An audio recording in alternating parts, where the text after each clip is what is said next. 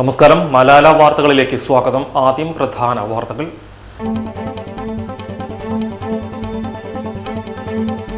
ഭാര്യ സഹോദരനു നേരെ തോക്കുപയോഗിച്ച് നിറയൊഴിച്ച് വധശ്രമം നടത്തിയ കേസിൽ മധ്യവയസ്കൻ പിടിയിൽ. ചുങ്കത്തറ പള്ളിക്കുത്ത് കരിങ്കോറമണ്ണ പഴമ്പാലക്കൂട ജയചന്ദ്രനെയാണ് പൂക്കോട്ടുംപാടം പോലീസ് അറസ്റ്റ് ചെയ്തത്.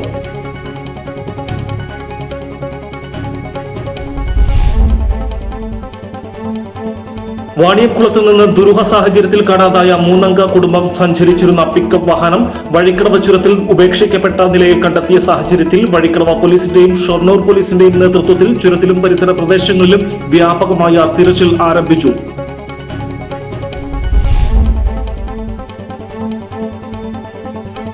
മുതടം പഞ്ചായത്തിൽ കാച്ചാടി ചേലക്കടവ് മേഖലയിൽ കർഷകരുടെ 300 കമുകുകൾ സാമൂഹ്യ വിരുദ്ധർ വെട്ടി നശിപ്പിച്ചു. പുതിയ തൈകൾ മുതൽ കായ്ഫലമുള്ള കമുക് കൃഷിവിളകളാണ് രാത്രിയുടെ മറവിൽ വെട്ടി നശിപ്പിച്ചത്.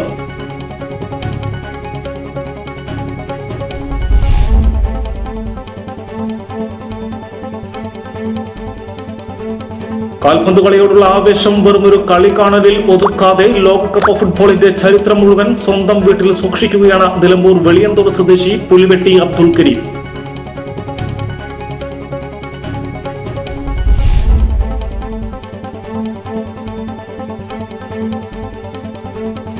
ജനസാക്ഷ്യം അദാലത്തിൽ ലഭിച്ച പരാതികൾ വേഗം തീർപ്പാക്കണമെന്നും ജനങ്ങളുടെ പ്രശ്നങ്ങൾ പരിഹരിക്കുന്നതിന് വിവിധ വകുപ്പുകൾ യോജിച്ച് പ്രവർത്തിക്കണമെന്നും വ്യവസായ വകുപ്പ് മന്ത്രി പി.കെ. കുഞ്ഞാലിക്കുട്ടി.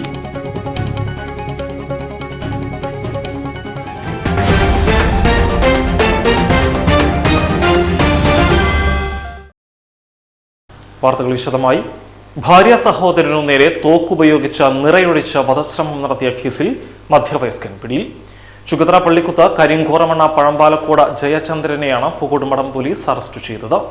കുറച്ചുകാലമായി ഭാര്യയുമായി അകന്ന് കഴിയുന്ന ജയചന്ദ്രൻ പുലർച്ചെ ഭാര്യ സഹോദരന്റെ വീട്ടിലെത്തി ഭാര്യയെ കാണണമെന്ന് ആവശ്യപ്പെടുകയായിരുന്നു. എന്നാൽ വീട്ടുകാർ ഈ ആവശ്യം നിരസിച്ചു. ഇതിൽ പ്രകോപിതനായ ജയചന്ദ്രൻ താൻ കയ്യിൽ കരുതിയിരുന്ന എയർഗൺ ഉപയോഗിച്ച് ഭാര്യ സഹോദരനു നേരെ വെടിയുതിർക്കുകയായിരുന്നു.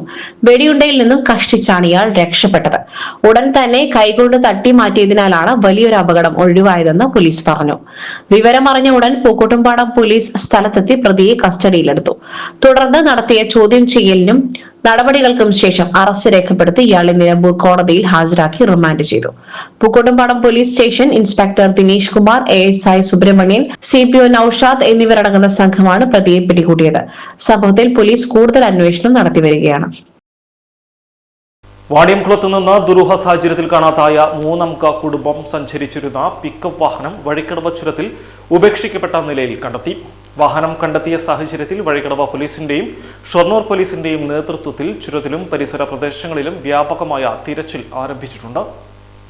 വാണിയംകുളം കൃഷ്ണകൃപ വീട്ടിൽ ബാബു ഭാസ്കർ, ഭാര്യ രമാദേവി, മകൻ വിഷ്ണു എന്നിവരെയാണ് കഴിഞ്ഞ വ്യാഴാഴ്ച മുതൽ കാണാതായത്. ബന്ധുവീട്ടിലെ വിവാഹ ചടങ്ങിൽ പങ്കെടുക്കുവാൻ പോവുകയാണെന്ന് അയൽവാസികളോട് പറഞ്ഞാണ് ഇവർ വ്യാഴാഴ്ച വീട്ടിൽ നിന്നും പുറപ്പെട്ടത്. എന്നാൽ പിന്നീട് ഇവരെക്കുറിച്ച് യാതൊരു വിവരവും ലഭിക്കാതായതോടെ ബന്ധുക്കൾ ഷൊർണൂർ പോലീസിൽ പരാതി നൽകുകയായിരുന്നു.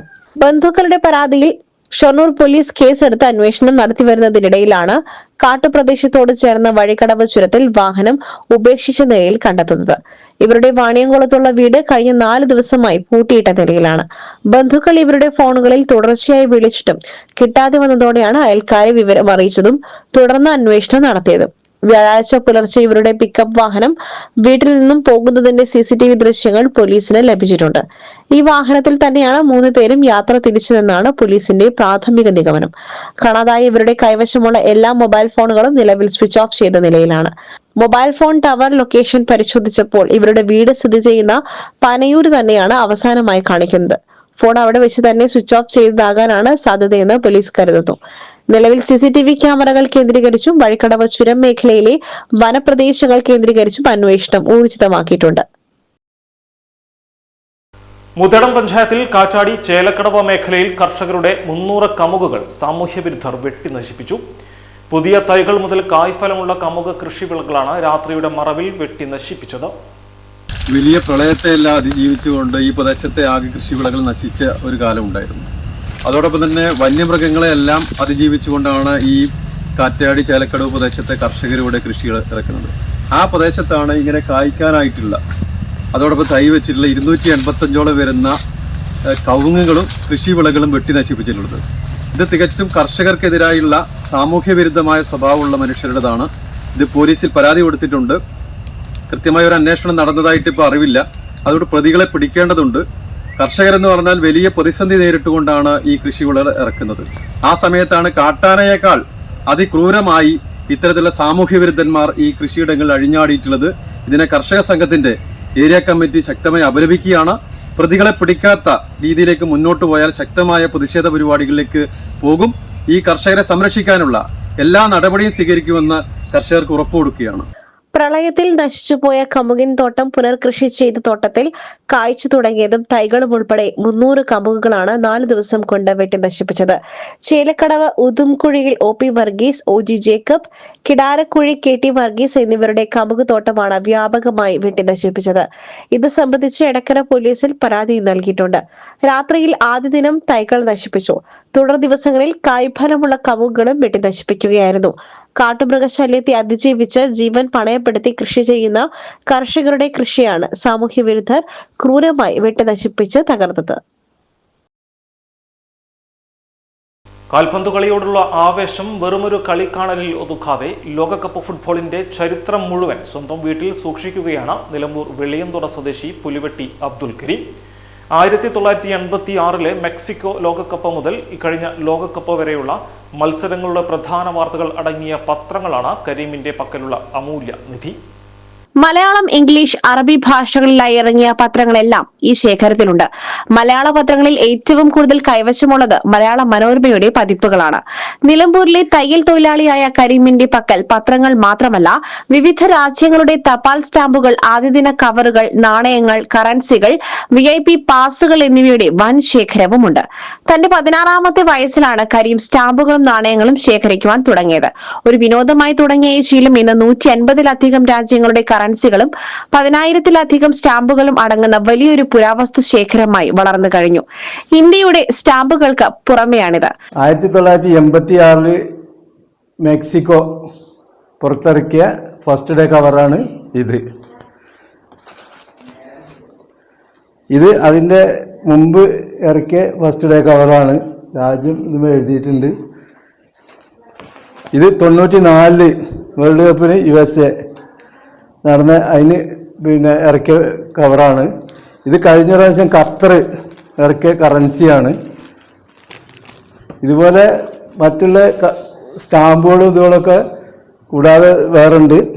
ഇതോടുകൂടി stamp, first day cover, miniature sheet എല്ലാം ഉണ്ട്. ഇതിലേക്ക് എത്താൻ കാരണം എൻ്റെ ചെറുപ്പത്തിൽ കറൻസി കളക്ഷൻ തുടങ്ങിയതാണ്. ആ കറൻസി കളക്ഷൻ തുടങ്ങി കുറേ കറൻസി ഒരു കൂട്ടി. അത് കഴിഞ്ഞിട്ട് പിന്നെ ഗൾഫിൽ പോയി. ഗൾഫിൽ നിന്ന് പിന്നെ കുറച്ച് കറൻസികളൊക്കെ കിട്ടി. അതിങ്ങനെ ഒരു കൂട്ടി. പിന്നെ സ്റ്റാമ്പ് തുടങ്ങി. ആ സ്റ്റാമ്പ് തുടങ്ങിയതിന് ശേഷം പിന്നെ ആണ് മറ്റേ ഈ ക്ലബിനായിട്ട് പരിചയപ്പെടുന്നത്. മലപ്പുറം ന്യൂമിസ്മാറ്റിക് സൊസൈറ്റീൻ്റെ വൈസ് പ്രസിഡൻ്റാണ് ഞാൻ. ആ ക്ലബിൽ നിന്നാണ് പിന്നെ ബാക്കിയുള്ള കാര്യങ്ങളൊക്കെ മനസ്സിലാവുന്നത്. അങ്ങനെയാണ് ഈ വേൾഡ് കപ്പിൻ്റെ ഈ മറ്റുള്ള സാധനങ്ങൾ ഇതൊക്കെ കളക്ട് ചെയ്യാൻ പറ്റുന്നത്. പരസ്പര കൈമാറ്റത്തിനുള്ള ഇതുകളുണ്ടായത്. അതോടുകൂടി അതിന് പിന്നെ എല്ലാ സാധനങ്ങളും കളക്ട് ചെയ്യാൻ തുടങ്ങി. കരീമിന്റെ വീട്ടിലെ സ്വീകരണ മുറിയിൽ ഒരുക്കിയിരിക്കുന്ന ഈ പുരാവസ്തു പ്രപഞ്ചം കാണുവാൻ നിരവധി ആളുകളാണ് എത്താറുള്ളത്. ഈ അമൂല്യ ശേഖരം കേടുപാടുകൾ കൂടാതെ സുരക്ഷിതമായി സൂക്ഷിക്കുവാൻ ഭാര്യ സക്കീനയും കരീമിനെ സഹായിക്കുന്നു. പ്രവാസികളായ മക്കൾ മുഹമ്മദ്, റഫീഖ്, റമീഫ്, നാട്ടിലുള്ള മകൾ റിയ ജാസ്മിൻ എന്നിവരും പിതാവിന്റെ ഈ വേറിട്ട ഹോബിക്ക് പൂർണ്ണ പിന്തുണയുമായി കൂടെയുണ്ട്. റഫീഖിന്റെ മകൾ ആലിയ സിൻഹയും വല്യുപ്പയുടെ പാതയിലാണ്. വിവിധ രാജ്യങ്ങളുടെ സ്റ്റാമ്പുകളും നാണയങ്ങളും ശേഖരിക്കുന്നതിൽ ആലിയയും ഇപ്പോൾ സജീവമാണ്. ജനസാക്ഷ്യം അദാലത്തിൽ ലഭിച്ച പരാതികൾ വേഗം തീർപ്പാക്കണമെന്നും ജനങ്ങളുടെ പ്രശ്നങ്ങൾ പരിഹരിക്കുന്നതിന് വിവിധ വകുപ്പുകൾ യോജിച്ച് പ്രവർത്തിക്കണമെന്നും വ്യവസായ വകുപ്പ് മന്ത്രി PK കുഞ്ഞാലിക്കുട്ടി പറഞ്ഞു. ജില്ലാ പഞ്ചായത്തും ജില്ലാ ഭരണകൂടവും പൊതുജന പരാതി പരിഹാരത്തിനായി നടത്തുന്ന ജനസാക്ഷ്യം അദാലത്ത് ആനക്കയം വിസ്മി ഓഡിറ്റോറിയത്തിൽ ഉദ്ഘാടനം ചെയ്ത് സംസാരിക്കുകയായിരുന്നു മന്ത്രി. സാങ്കേതികത്വത്തിന്റെ പേരിൽ അർഹരായവർക്ക് അർഹതപ്പെട്ട ആനുകൂല്യങ്ങൾ നിഷേധിക്കുന്ന സാഹചര്യം ഉണ്ടാകരുത്. ജില്ലാ പഞ്ചായത്തും ജില്ലാ കളക്ടറും മുൻകൈയെടുത്ത് നടത്തുന്ന അദാലത്ത് അഭിനന്ദനാർഹമാണ്. മുൻ മുഖ്യമന്ത്രി ഉമ്മൻചാണ്ടി നടത്തിയ ജനകീയ അദാലത്തുകൾ ജനങ്ങളുടെ പ്രശ്ന പരിഹാരത്തിന് സഹായകമായിരുന്നു. പാവപ്പെട്ടവർക്ക് ആനുകൂല്യങ്ങളും സഹായങ്ങളും ലഭ്യമാക്കുന്നതിന് തടസ്സമായി നിന്ന സാങ്കേതികത്വങ്ങളും കാലഹരണപ്പെട്ട നിയമങ്ങളും അന്ന് മന്ത്രിസഭ ചർച്ച ചെയ്തു. ജനങ്ങളുടെ ക്ഷേമത്തിനും വികസനത്തിനും ഉതകുന്ന വിധം പരിഷ്കരിച്ചിരുന്നു. നിരാലംബരും നിസ്സഹായരും ഭിന്നശേഷിക്കാരും മാനസിക വെല്ലുവിളി നേരിടുന്നവരുമായ ആളുകളുടെ പരാതികൾക്ക് അടിയന്തരമായി പരിഹാരം കാണുന്നതിനുള്ള മനസ്സ് ഉദ്യോഗസ്ഥർക്കുണ്ടാകണമെന്നും മന്ത്രി പറഞ്ഞു. ജനങ്ങളുടെ പ്രശ്നങ്ങൾ പരിഹരിക്കുന്നതിന് ജില്ലാ പഞ്ചായത്തും ജില്ലാ ഭരണകൂടവും നടത്തുന്ന ജനസാക്ഷ്യം അദാലത്ത് ജില്ലയിൽ ഒരു മാറ്റത്തിന്റെ തുടക്കമാണെന്നും ജില്ലയുടെ മറ്റ് ഡിവിഷനുകളിലും അദാലത്ത് നടത്തുമെന്നും ജില്ലാ പഞ്ചായത്ത് പ്രസിഡന്റ് PA ജബ്ബാർ ഹാജി പറഞ്ഞു. ജില്ലാ കളക്ടർ ഡോക്ടർ വിനയ് ഗോയലിന്റെ നേതൃത്വത്തിൽ ADM, സബ് കളക്ടർ, വിവിധ വകുപ്പുകളുടെ ജില്ലാതല ഉദ്യോഗസ്ഥർ, വകുപ്പ് ജീവനക്കാർ എന്നിവരുടെ നേതൃത്വത്തിലുള്ള സംഘമാണ് പരാതികൾ പരിശോധിച്ചത്. അദാലത്തിൽ 387 പരാതികൾ ലഭിച്ചു. പരാതികൾ അതിവേഗം തീർപ്പാക്കുന്നതിനുള്ള നടപടികൾ സ്വീകരിക്കുമെന്ന് ജില്ലാ കളക്ടർ ഡോക്ടർ വിനയ് ഗോയൽ പറഞ്ഞു. TV ഇബ്രാഹിം MLA മുഖ്യാതിഥിയായി. ജില്ലാ പഞ്ചായത്ത് പ്രസിഡന്റ് PA ജബ്ബാർ ഹാജി അധ്യക്ഷത വഹിച്ചു. ADM Sadiq PO, Perinthalmanna sub collector Sakshi Mohan, Malappuram ജില്ലാ panchayat vice president advocate AP Smiji, വികസന standing committee chairperson Shahina Niyasi, ആരോഗ്യ വിദ്യാഭ്യാസ standing committee chairperson PK Aslu, പൊതുമരാമത്ത് standing committee chairperson KT Ajmal, Malappuram block panchayat president Rajula Polathodi, ജില്ലാ പഞ്ചായത്ത് മെമ്പർമാരായ KV Muhammad Ali, Yasmin Arimbra, Mustafa Abdul Latheef, PH Shameem, Jaisal Elamaram, C Sukumaran, Fousiya MK, P Asmabi, Sajida teacher, PH Aisha Banu, Meharunnisa, Anakkayam panchayat president T Bushra, vice president CK Shihab, വികസന standing committee chairperson Khadeeja PT, ആരോഗ്യ വിദ്യാഭ്യാസ standing committee chairperson PT Suneera, ക്ഷേമകാര്യ standing committee chairperson Hashid K, PA Salam, Anakkayam panchayat secretary Uma, ജില്ലാതല ഉദ്യോഗസ്ഥർ, ജനപ്രതിനിധികൾ തുടങ്ങിയവർ പങ്കെടുത്തു.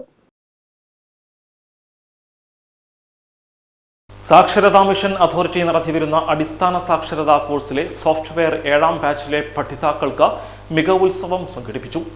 വണ്ടൂർ കുച്ചിയിൽ ആശ്രയ സ്പെഷ്യൽ സ്കൂൾ പരീക്ഷാ കേന്ദ്രത്തിൽ Wandoor block panchayat president KK Amritha ജില്ലാതല ഉദ്ഘാടനം നിർവഹിച്ചു.